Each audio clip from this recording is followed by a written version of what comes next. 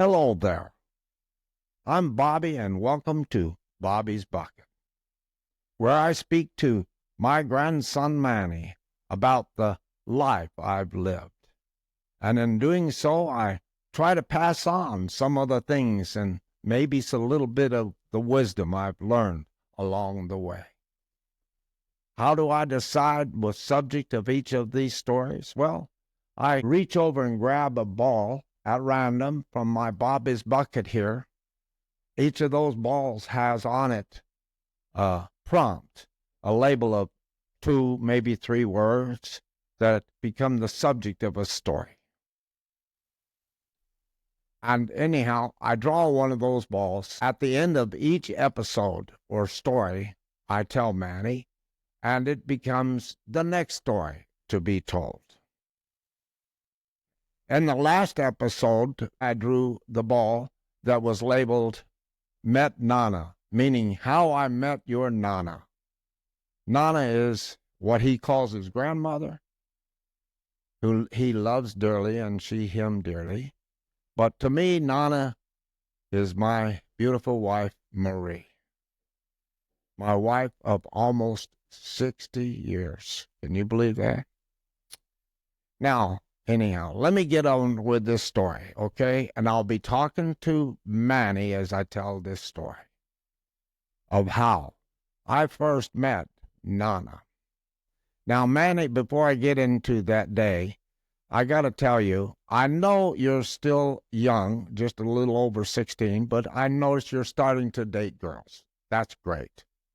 You're going to have a lot of fun in your life, in high school in particular, meeting some great girls. But I'll bet you've already heard one of your buddies say, "Oh, I saw this girl today. Oh, my God. It was love at first sight." Oh, yes. You'll hear that often. You may even say it often before you find the right one. Well, I can tell you this, though. Only time really tells the truth. If a first love at first sight is a true love, you'll know it is so because it endures forever and ever, like 60 years in my case. Truly blessed. Well, this story I'm about to tell you is truly one of those love at first sight stories that has endured almost 60 years of deep and lasting love. Hard to imagine a man could be that blessed. But as with many tales of love, though, this one is no different in that it is filled with twists and turns. You remember that movie we watched on TV once called Back to the Future? And the main character was Marty McBride, remember? And it was a story about how his parents met. And the story was great. True love at first sight, remember? That was a great movie. Still a great movie. Well, listen up to what your papa is about to tell you, because I'm going to tell you how I first saw Nana. This story begins a long time ago in the spring of 1965. I had just turned 18 years old, and I was a senior in the Grand Prairie High School class of 65. Only about a month or so before graduation. Grand Prairie High School, the home of the Gophers. We loved our school. Anyhow, it was a beautiful sunny spring day, probably around 75 degrees, if I remember. It was just a gorgeous day. But that made it a day worthy of cutting classes and grabbing the Wednesday enchilada special at a place called the Alamo in downtown Grand Prairie. I, at that time, had a pretty good job. I worked from 1 to 6 every day, and then I worked all day on Saturdays at a department store in downtown owned by my uncle Wayne. The store was called Watson's. And I was a stock boy and sometimes shoe salesman, and I loved my job. George, he was one of my best buddies. He worked at a gas station. I can remember somewhere in town he wanted to be a mechanic more than anything. Interestingly enough, I think about by 1967, he was in Vietnam, and he was a crew chief on a Huey helicopter. And he made it back and went on to work on airplanes at the airport the rest of his life. Good for you, George. Now, getting him back to our escape to the Alamo. The Alamo was remembered, and still today, unfortunately, its building is gone now, but it was very famous at that time for being the best Tex-Mex restaurant in the mid-cities, Hearst, Bedford, Grand Prairie, Arlington. It was a fantastic Mexican food restaurant. So George and I just figured, to hell with algebra class, let's get to the Alamo and fill our bellies with some great enchiladas before we go to work. Okay. So as we're about to make our great escape, we get to the bottom of the stairs. In front of us is the double doors at the end of the hallway that were our passage to freedom. I put up my hand and I said, George, just hang on a minute. Let me take a sneak peek around the corner and make sure everything's clear, okay, before we do this trip. Okay, he said. And I turned my head and started to look. But I stopped because I heard a door open and a door slammed. And I got concerned. I said, uh-oh. It's like a horror struck through my brain. Why? Because our biggest fear was that maybe Principal Holly would patrol the hallways in search of some of his senior delinquents or his senior class incorrigibles. Probably I was one of them. But the problem was, in those days, if you got caught, the punishment was brutal. It would be 3 hard licks at the hand of Mr. Holly. He had a very strong arm, this principal of ours. Legend was that Principal Holly was actually a letterman who was a baseball pitcher on the college team at his Texas school. I don't remember the college, but he's had big arms. But suddenly, before I could take a look, I heard this classroom door suddenly slam shut. And I heard the sound of these footsteps. They were very distinct footsteps with a hard heels clicking, clicking, clicking, hard against the school's old linoleum floors. Someone was walking rather quickly and with a lot of determination. The horror, I thought. What if we get caught? Should we retreat back upstairs, forget this deal, and just go into the class, return to class late? No, I thought, and I prayed what I called my teen delinquent prayer to God. I start promising God all kinds of things, the main one being, if you'll just protect us in this one day from Mr. Holly's grip, just this one time, I'll never forever cut class again. I probably said that prayer with my fingers crossed, But I quickly said, no. I want those enchiladas. I deserve those, I thought. Okay. But then as I said amen to my little prayer, I had this thought, that convinced me otherwise. And I said, Bobby, you have gotten this far today. Why not just take one quick sneak peek into that hallway? And I'm glad I had that thought, Manny, because that's the thought that changed my life. Can you believe that? I looked around that corner for just a quick peek, sneak peek.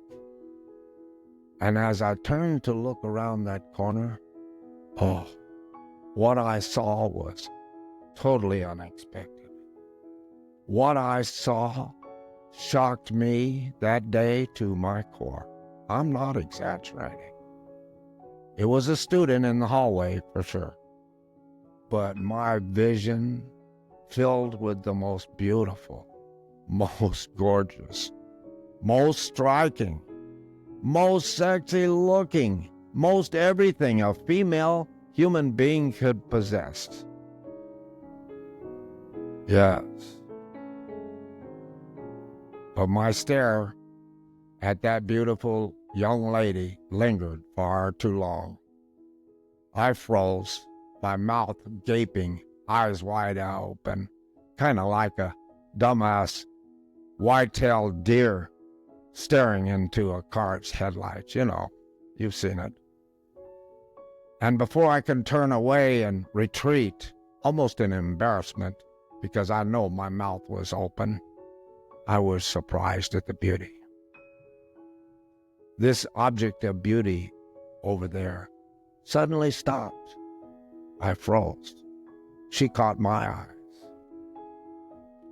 Staring back like a little boy, I froze in amazement.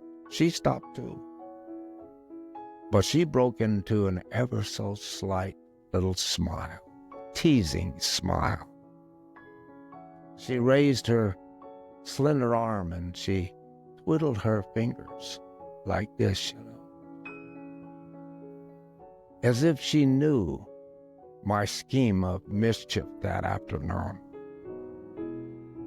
And just as quickly, she began to walk away. George, he punched me on the shoulder and said, "Hey, Bobby, we gotta get out of here now or go back to class." So we dashed across the hall and went through those doors. We were now on our way to the Enchilada Wednesday happiness at the Alamo. But that image of that remarkable, beautiful young lady, the beautiful young lady perfected, I had just witnessed, hung everlastingly in my mind. I couldn't get it out of my mind. Wow, she was a beauty, I thought. But wait, there's more to this story, much more. That's just the story about when I first saw her the first time in my life. But there's much more to this puppy love tale. Yes, sir. Let's do a fast forward now to about, a couple of weeks later. A couple of weeks later, a popular girl in one of my classes named Connie, she sat directly behind me in the English class, Mrs. Kelly's English class, I think.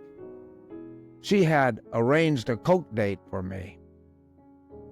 For those of you that don't know, and you, Manny, maybe not know what a Coke date, but back then that was a short date we would have, usually about an hour, and it'd be in the middle of the school week, usually on a Wednesday. It was called a Coke date because it's really about a 1 hour, maybe an hour and a half, but a short date, in which you would pick up your girl, you drive to downtown Grand Prairie, and you would cruise. Well, you get them a Coke, maybe you share some French fries at the Dairy Queen, and then you cruise up and down the main street. I think we cruised between the Dairy Queen and an A&W root beer somewhere on the other side of town. Go to one, make a turn, go to the other, back and forth, showing off your car and your girl. But a Coke day was an important date for the first encounter, to meet a new girl and make a decision whether or not you want to invite her Saturday night out to maybe a movie in downtown Dallas to the Majestic Theater, I think it was called. That was the big date, Saturdays. So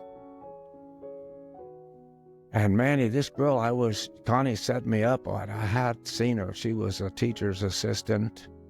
She was short but beautiful, hot-looking little young lady.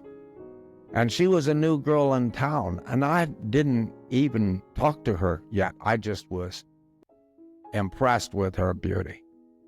So I had seen her actually the first time in that Mrs. Kelly's English class. I think she was a teacher's assistant, but she never said anything. She just handed out papers, and did what Mrs. Kelly told her to do. But Connie, she was very popular. She had succeeded in arranging this date for me with her, Coke Day. So now I have to admit that I was really interested in this girl for very shallow reasons, not proud of today. What I mean by that is she was a very pretty and very well-endowed girl. Yes, maybe you get my drift. She had a heavy accent, too. I don't think she talked much because of her accent.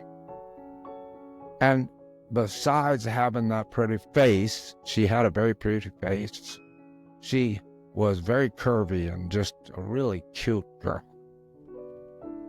So I thought to myself, what's there not to like about this Coke date? Let's go try it out and see where it goes. Maybe it'll be a long-lasting relationship, and maybe I can get her to talk more once I get her in my car at the Dairy Queen. So I was excited about the day.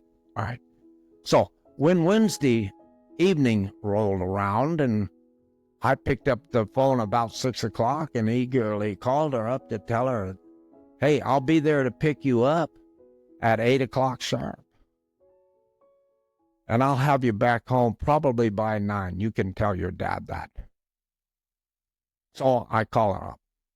When she answered the phone, I was surprised. I got a very cold hello, While she proceeded then to tell me, after saying hello, she proceeded to tell me, I'm not going to go with you on this Coke date tonight. What? I sighed. Why not? I asked, here, what is this all about? Well, she then went into this long story about how she asked around about me. So she had checked me out with some other senior girls. I guess some of them maybe I had dated off and on. But she went on to tell me that several of those girls told her, you be careful dating Bobby. Some of them, she told me, said, sure, Bobby's a cute guy and a great date, but you have to be careful. He can be fast. I was stunned. What does that mean? What is she talking about? I wasn't that fast. I like girls, but I wasn't that fast. What does fast mean anyhow, Okay. But I wanted to keep this date if possible. I wanted to try to turn her around, and get her to be more interested in me. So I immediately tried turning on my ever-reliable Bobby's charm, It usually worked wonders with the girls. But my charm that day, it fell flat. Plop. She was unmoved. It didn't score 1 point. She wasn't buying any of my skillful, charming rebuttals, and I had many at that time. Very talented. Then she said, will you hang on for a minute? And I thought, okay, well, maybe she's going to go and she'll come back and change her mind. So I hung on. And I sat there patiently holding on for, it seemed forever, but I know maybe 2 or 3 minutes. And then she came back to the phone and said, I heard her talking in the background, and she came back to the phone and she said, Bobby, instead of me going with you, how about you take out my older sister. I was shocked. She wants to go to the Dairy Queen tonight, she said. She had a fight with her boyfriend today and wants to make him jealous. She wants to be seen with someone else tonight. Oh, that's interesting. She went on to say to me something like this, you know, Bobby, going on a Coke date with a fast boy reputation like you have just might be the thing she needs to do. So, wait a second, and let me get her on the phone. I hear more chatter, you know, almost arguing, and I thought, well, they were talking. A fast boy like me? What are you talking about? I'm not that fast. Hey, on the other hand, this might be fun. It's a little change up, but who knows how it's going to go. I'm interested. I wonder what she looks like, you know. I keep thinking. Showing off some other boy's pretty girl friend in my dad's 61 Impala tonight might just be a lot of fun, I thought. So I waited patiently for them to get done with talking, and then she put her big sister on the phone. Hi, she said. My name's Marie. I detected that very same heavy Spanish accent. It's not Mexican, but it's very distinct and very heavy. This must be a Cuban family, I got. I asked her, who's the boyfriend you want to make jealous tonight?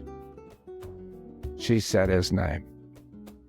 Doug Watson. You know him? Oh. I went silent. What am I going to say?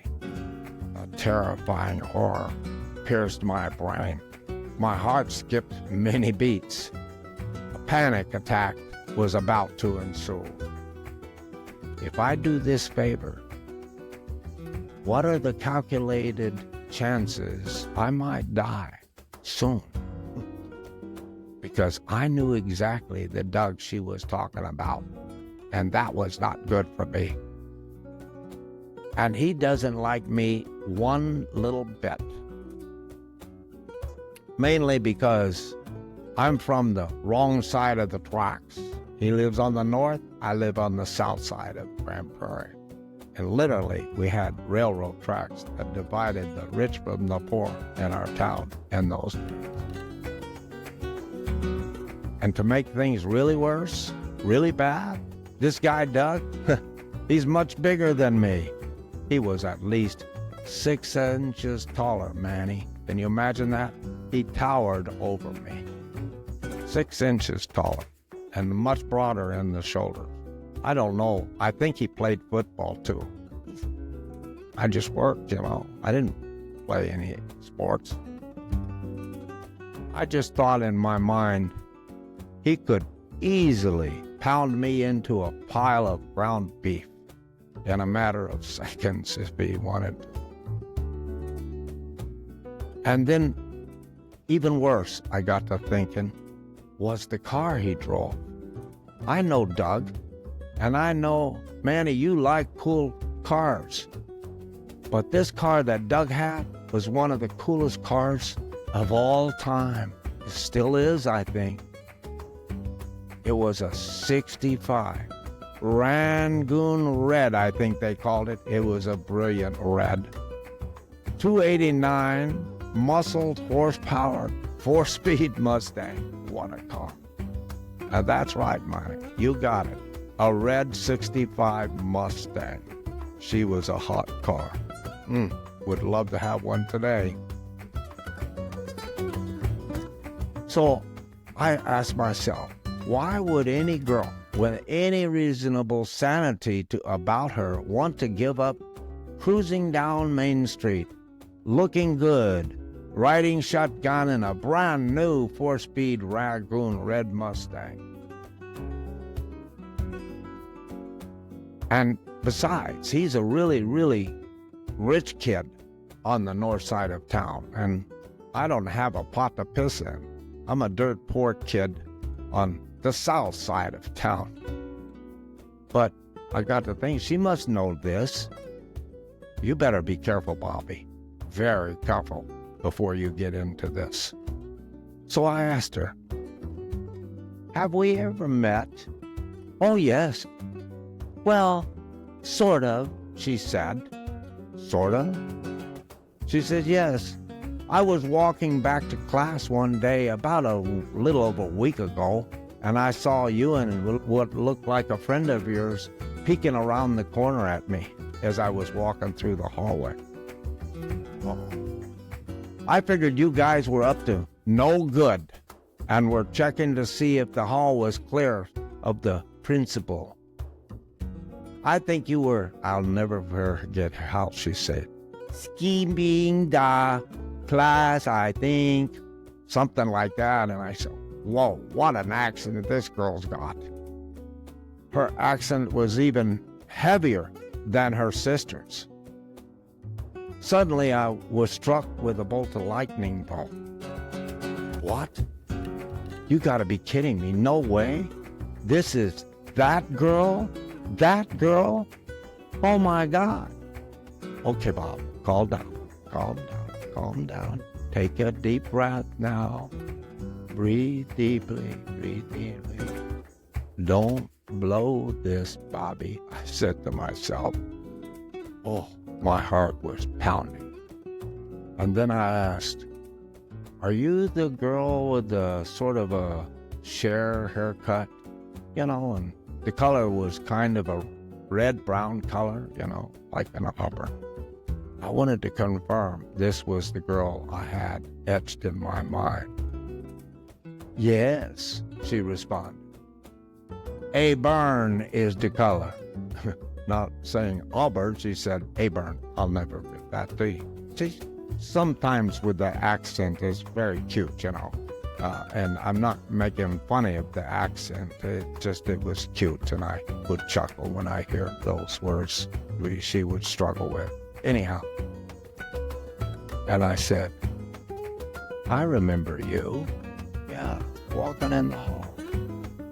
You said your name is Marie, right? Sure, I said, you bet. I'll take you out tonight, knowing it might be my last date of my life if Doug decided to do me done. And if you want, I'll make sure your boyfriend sees us at the Dairy Queen, too. Just leave it to me, I said. I'll make him so jealous he'll want to kill me. And I thought, what am I saying? I don't want to die. Not yet. I have lots of things to do. But her beauty was overcoming my good judgment, obviously, and my mind was racing. Oh my God, this is the greatest opportunity I'll ever come across in my life. How often you run into a beauty like that? This could be the biggest break of my lifetime. The biggest break in my love life of a lifetime. The young mind. I'm only 18 years old, remember. But this was a really big thing. This would probably be the most beautiful girl I would ever go on a date with in my life. And I mean ever. If you saw it then, you'd understand she was absolutely a 10. Yes. And I said to myself, to convince myself about doing this task, I said, think about Doug, who's the really rich boyfriend with a Ragoon red 65 Mustang. That's the guy you've got to try to make insanely jealous. Oh boy. And me, the dirt poor kid with a boring bronze 61 Chevy Impala to take around the Dairy Queen circle with the shot of my lifetime. The most beautiful girl I could have in that car, ever. And I asked myself, can I do this? And I said, yep, I know I can. Sure I can. I'm gonna do this. All I have to do is, once I pick her up, is impress her with my wit and my charming personality, my intelligence. I was a bright young man. I could do better on the grades, but I was a bright young man. And of course, my handsome good looks. Remember, Bobby, I said to myself, you're a much better looking guy than Doc. That's true. I've got this, I said, Manny. I told myself, I convinced myself I can do this. And to seal the deal, don't forget to splash on some of that ever-powerful English leather cologne. Girls love that stuff back then. I don't think they can stand the smell of it now, but boy, it was popular in 1965. Well, enough of that. Manny, you know how this story ended. 60 years after that seemingly random moment of chance encounter, I'm still with that beautiful girl. You're not. My beautiful Cuban princess. I got lucky that day. God reached down and blessed me. And eventually my dream came true. And to this day, I sometimes wonder, Manny, in absolute amazement, that after 60 years, she still stands by my side. What a fortunate man I am. And you know, for the first 4 of that 60 years, then when we dated, she faithfully waited for me to get my shit in order so we could get married. You know. She waited for me when I joined the Army. Yeah, can you believe that? I went to Army helicopter chopper school. That took a year and a half, I think, all total. And then we had the big wait, I call it, the really big wait, my year in Vietnam. She was scared to death I was not going to make it because I had such a dangerous job. But she waited. Faithfully, she waited. And after only 2 months home, upon returning to the world, the United States, from Vietnam, and I had a 30-day leave, I spent it over my parents' house. And I remember very clearly because that was when we landed on the moon, and the man took the first step onto the moon. And my dad and I were sitting there watching that on TV one day. Amazing. And the door knocked. And my mother got up to answer the front door, and she comes back and says, "Hey, you guys, sit up," because we were laying down on the couch watching. She says, "Marie's here, and she has something to say." Yes, my Marie. She came in, she stood there, and she looked at me, and she said, "Bobby, the waiting is over with. We're getting married, and we're getting married on October the 18th. Mrs. Crane, I've already got my parents' blessing, and I've set the date, and the church, we're going to get married at my Catholic church." I cannot remember the name of it. That's sad. On 18 October, Saturday, I think, the 18th of October, 1969. Marie said, "Bobby, the waiting is over. We're getting married." Me, I just said, "Sounds good to me." She was the dream of my life. So we finally sealed our love forever. And Manny, I just want to leave you with this one very important thought as you think about this story. It's important because most of us miss this, and I want you to hear it. And that is, when you see it, know it. when you know it, see it. Think about that and what that really means, will you? Well, that wraps up this story about how I met Nana. I now will pick another ball with the title of my next story. Let's see where it got it. I'm going to pick this one here, this green one, off the top, and let me see what this story. Oh, this is going to be good. Look at that, Manny. Oh, you let me get there. Japan. Yeah. Oh, that's a great story. I'll tell you all about the time that my dad in the Air Force got transferred to Japan. And I was, maybe 10 years old when we went there. And we ended up staying in Japan for 5 years. It was a great adventure, a wonderful time in my life. And I'll tell you all about it in the next episode. There were many things I learned in those days. 5 years in Japan. So you'll be interested in hearing that story, I'm sure. Okay. To those of you who joined us today in my telling Manny this story about how I met his Nana, I hope you'll enjoyed it and maybe consider subscribing to Bobby's Bucket so you can hear the next story in this series of things I want to tell Manny about my life. Anyhow, until then, thanks for being here today. Thanks again.